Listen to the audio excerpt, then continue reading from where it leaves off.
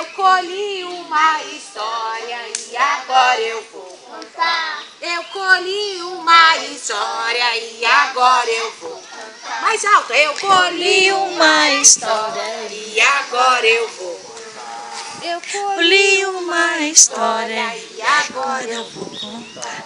Você vai? Não, você acabou de falar isso. Conte uma história. É isso aí, é isso aí. Não, então não fala mais. Eu colhi uma história e agora eu vou contar. Eu colhi uma história. Ninguém quer contar. Agora eu vou contar. Eu colhi uma história e agora eu vou contar.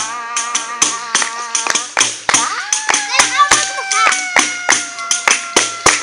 agora eu vou contar.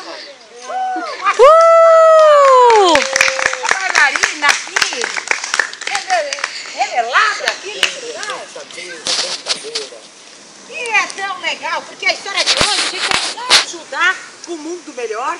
Vamos trabalhar com papel reciclável. O quê? Você esqueceu de alguma coisa? Não sei. Eu acho que eu esqueci do que eu tinha que esquecer. Ah, o fantoche? Ah, rapaz, tá querendo saber demais, né? Você tá querendo já exigindo aí, ó. O pessoal da, né? O pessoal da produção tá exigindo muito já o fantoche. Aí, ó. O senhor dá risada, né? Serviços especiais. É. A história de hoje não vai ter fantoche, mas vai ter papel. Então, vamos entregar os papéis. Vamos lá. Se aproxima. Puxa o banco, mulher.